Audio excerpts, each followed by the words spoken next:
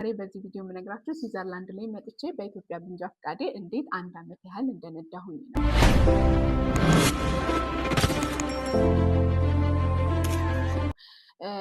ስዊዘርላንድ ላይ ሙቭ ካደረኩኝ በኋላ ያንን የኢትዮጵያ መንጃ ፈቃዴን ይዤ ነው ወደ ስዊዘርላንድ የመጣሁት። እንደመጣሁኝ የመጀመሪያ ስቴፕ ምንድን ነው? መንገድ ትራንስፖርት ሄጄ በዚህ መንጃ ፈቃድ እዚህ ሀገር መንዳት እችላለሁ ወይ ብዬ ጠየኩኝ። የስዊዘርላንድ መንገድ ትራንስፖርት ለ1 ዓመት ያህል መንዳት እንደምችል እና ነገር ግን ስዊዘርላንድ ከገባሁበት ጀምሮ የሚቆጠር 1 ዓመት ማለት ነው። ነገር ግን ያ 1 ዓመት ከመጠናቀቁ በፊት ለፈተና አስቀጥሬ ፈተና ተፈትኜ ወደ ስዊዘርላንድ መንጃ ፈቃዴን ማስቀየር እንዳለብኝ ተነገረኝ ማለት ነው። ያንን 1 ዓመት ጀስት መኪና ነዳለሁኝ እና ምንድነው የተለየ ነገር ግን ስዊዘርላንድ ላይ ብዙ ህጎቹ ከኢትዮጵያ ጋር አይገናኙም ማለት ነው። እና አሉ ኢንተርናሽናል የድራይቪንግ ህጎች ምናምን አሉ፣ ኮመን ናቸው። እሱ ግን በቃ መንገድ ላይ ያሉ ታፔላዎች በራሳቸው ቋንቋን የተጻፉት ግን በእንግሊዝኛ አይደለም። ከዛ መሬት ላይ ያሉ የመሬት መስመሮችን በደንብ ፎከስ እያደረጋችሁ ከዛ ኢንፎርሜሽን መውሰድ መቻል አለባችሁ። ህግ ማክበር አለባችሁ። 30 ዞን የስፒድ ዞኖች፣ ሃይዌይ እንዴት ድራይቭ ማድረግ እንዳለባችሁ ቴክኒኮችን ማወቅ አለባችሁ። ጀስት መንዳት ነው የምንችለው በኢትዮጵያ ስታይል ማለት ነው። ብዙ ህግ ላይ ብዙ ፎከስ አናደርግም። ኤኒዌይስ 1 ዓመት ሊሆን ያህል ነዳውኝ እና አይ ቲንክ 1 ዓመት ሊሞላኝ 3 ወር ምናምን ሲቀረኝ ሄጄ እንደገና መንገድ ትራንስፖርት ለፈተና አስቀጥሩልኝ አልኳቸው ማለት ነው። መንጃ ፈቃዴን ሲያዩት መንጃ ፈቃዴ ላይ የኢትዮጵያ መንጃ ፈቃዴ ላይ የመንጃ ፈቃዱ አይነት የደረጃው አይነት አውቶሞቢል ይላል ማለት ነው። የሚል መኪና አውቶሞቢል የምትለዋ የእንግሊዝኛ ቃል የተጻፈችው በአማርኛ ፊደል ነው ማለት ነው። ስለዚህ ነው ይሄ ትራንስሌት መደረግ አለበት። መጀመሪያ ኢንተርናሽናል አድርጌ አይደለም የመጣሁት፣ ባይዘው መንጃ ፈቃዴን እሺ፣ ጀስት የተሰጠኝ መንጃ ፈቃድ ነው ይዤ የመጣሁት እና አውቶሞቢል የሚለው በአማርኛ ፊደል የተጻፈው የእንግሊዝኛ ቃል ወደ እንግሊዝኛ ፊደል መቀየር አለበት አሉኝ ማለት ነው። ሌላው በሙሉ በእንግሊዝኛ በአማርኛም የተጻፈ ነው። በደንብ ማወቅ ያለባችሁ በእንግሊዝኛ ሁሉም ነገር መተርጎም እና የእንግሊዝኛ ቃላቶች አሁን ለምሳሌ ስማችሁ እንትና ከሆነ ያ አበበ የሚለው በአማርኛ የተጻፈው እንደገና ደግሞ ከስር በእንግሊዝኛ አበበ የሚል ትርጓሜ ሊኖረው ይገባል ማለት ነው። እና ነገር ግን የኔ መንጃ ፈቃድ ላይ ይሄ አውቶሞቢል የሚለው በእንግሊዝኛ ሳይሆን በአማርኛ ነው የተጻፈው እሱ ቃል ብቻ ማለት ነው።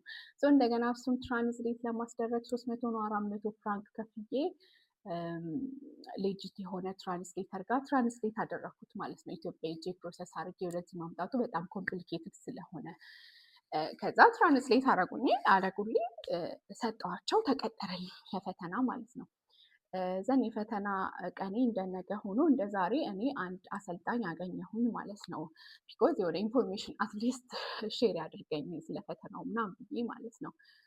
አሰልጣኜ ለ1 ሰዓት ያህል ከተማውን እያዞረ አየኝ እንዴት እንደምነዳ ምናምንና በጣም አዝናለሁ አለኝ። አታልፊም ፈተናውን፣ ትወድቂያለሽ፣ ሶሪ ምናምን ነገር። እንዴት ስዊዘርላንድ ገብተሽ ወይ በአሰልጣኝ ነበር መንዳት የነበረብሽ መማር ነበረብሽ ምናምን። መንዳት ሳይሆን መንዳት ላይ 100% በጣም ኮንፊደንት ነሽ፣ በጣም በሱ ኮንፊደንስ አለኝ። ግን መንዳት ሳይሆን ስዊዘርላንድ ውስጥ የሚታየው ህግ ነው እና የሀገሪቱን ህግ መንገዱን እያየሽ እያነበብሽ ኢንፎርሜሽን ምናምን ህጉን እየጠበቅሽ ነው ወይ ድራይቭ የምታደርግ የሚለው ነገር በጣም መሰረታዊ ነገር ነው። ስለዚህ አይ ዶንት ቲንክ ይህንም ፈተና ታልፊያለሽ ብዬ ምናምን ነገር አለኝ። በጣም ደነገጥኩኝ እና ፕሊስ በቃ እሺ ማየት ያለብኝን ቦታዎች ንገረኝ፣ እሺ ይሄን እንኳን ምናምን እስከ ሌሊትም እንትን ብዬ ፕራክቲስ ላድርግ ምናምን አልኩት። አሳየኝ አደባባዮችን፣ ፈተና ላይ ሊመጡ የሚችሉ ቦታዎችን፣ አደባባይ የሆኑ የመንገድ መስመሮችን ማንበብ ያለባችሁ ምናምን እና እሱን አሳየኝ። የቲዮሪ ፈተና የለውም ባይዘ መንጃ ፈቃድ ስላላችሁ ማለት ነው። ፕራክቲካል ብቻ ነው የምትፈተኑት።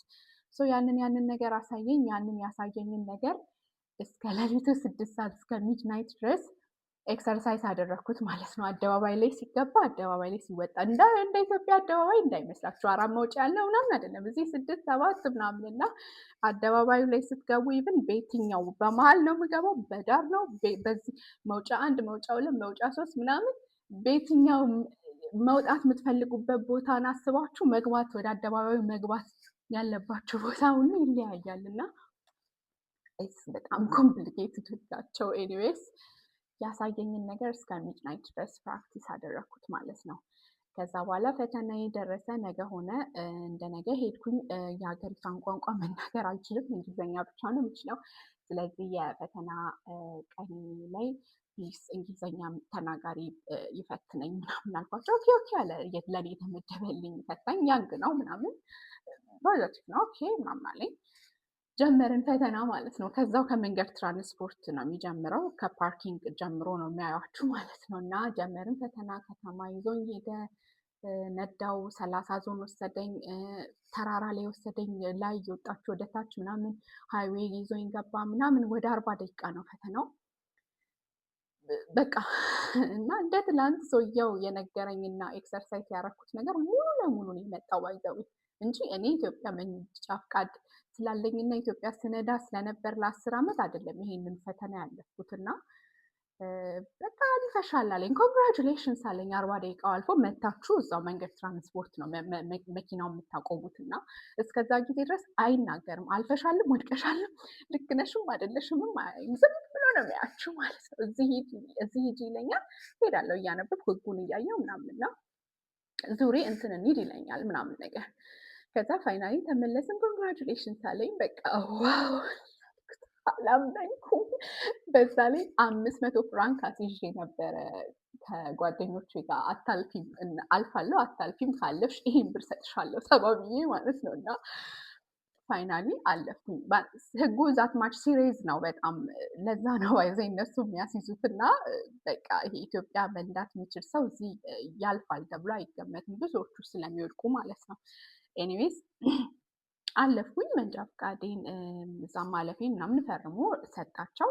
አንሊሚትድ የሆነ መንጃ ፈቃድ ተሰጠኝ ማለት ነው። ማይታደስ ምናምን ኤኒታይም ኤኒ ሀገር ላይ መጠቀም የምችለው ኢንተርናሽናል መንጃ ፈቃድ ሰጡኝ ማለት ነው። አክቹዋሊ ኢንተርናሽናል ነው እንደ ስዊዘርላንድ መንጃ ፈቃድ ብቻ የኔ ሀገር መንዳት እንደምችል እና የማይታደስ አንሊሚትድ ኤክስፓየርድ የማያደርግ እንደሆነ አውቃለሁ። ያንን ሰጡኝ ማለት ነው። ምን ልላችሁ ፈልጌ ነው እዚህ ጋር በጣም ፖይንት እንድትይዙ የምፈልገው ነገር መንጃ ፈቃድ ኢትዮጵያ ያላችሁ ሰዎች ስዊዘርላንድ እንደገባችሁ አፕላይ አድርጉ። ቢኮዝ ያ 1 ዓመት የሚቆጠረው ስዊዘርላንድ ከገባችሁበት ጊዜ ጀምሮ ነው። አንድ ማለት ነው። ሌላው ደግሞ እንደየካንቶኑ ይለያያል። አንዳንድ ካንቶኖች 3 ወር የሚሰጡ አሉ ማለት ነው ለፈተና። አንዳንድ ካንቶኖች እኔ ያለሁበት 1 ዓመት ድረስ መንዳት እንደምችል በኢትዮጵያ መንጃ ፈቃዴ ተነግሮኛል። በዛ ነው ፕሮሰስ ያደረኩት።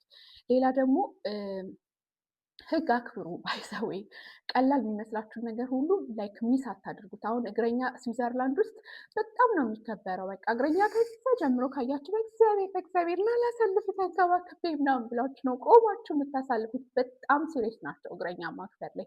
እንደዛ አክብሩ። 30 ዞን ላይ ከ30 ማለፍም ዝቅ ማለትም የለባችሁም። 30 ዞን የተሰመረባቸው ቦታዎች ላይ መንደር ቦታዎች ላይ ሃይዌይ ስትገቡ በጣም መጠንቀቅ አለባችሁ። እነዚህ ነገሮች ፎከስ አድርጉ። ሌላው ፈተና የሚፈትኗችሁ ደግሞ ፕራክቲካል ነው። ቢኮዝ መንጃ ፈቃድ ስላላችሁ ፕራክቲሱን ነው የምትፈተኑት ማለት ነው። ችግሩ ስዊዘርላንድ ውስጥ ተፈትናችሁ ከወደቃችሁ እንደገና ከዜሮ ነው የምትጀምሩት። ቋንቋውን ተምራችሁ ኢማጅን እኔ ቋንቋ አልችልም። ተፈትኜ ቦድቅ ኖሮ ሌላ መንጃ ፈቃድ ለማውጣት ቋንቋውን ተምሬ በራሳቸው ቋንቋ ቲዮሪውን ተምሬ ከዛ በኋላ ነው ፕራክቲሱን የምፈተነው እና በጣም ኮምፕሊኬትድ ነው። በጣም ደግሞ ኤክስፔንሲቭ ነው የምትከፍሉት ክፍያ ማለት ነው። እና ፕሊዝ ኢትዮጵያ መንጃ ፈቃድ ያላችሁ ሰዎች በዚህ መንገድ ፕራክቲስ አድርጉና መንጃ ፈቃዳችሁን ወደ ስዊዘርላንድ ማስቀየር ትችላላችሁ። አይሆፕ ይሄ ቪዲዮ ይጠቅማቸዋል ብዬ አስባለሁኝ። ሂዊ ቢራራ ነኝ። ለሌሎች እንደዚህ አይነት የሚጠቅሙ መረጃዎች እና ቪዲዮዎች ይህንን ፔጅ ሰብስክራይብ አድርጉልኝ። ባይ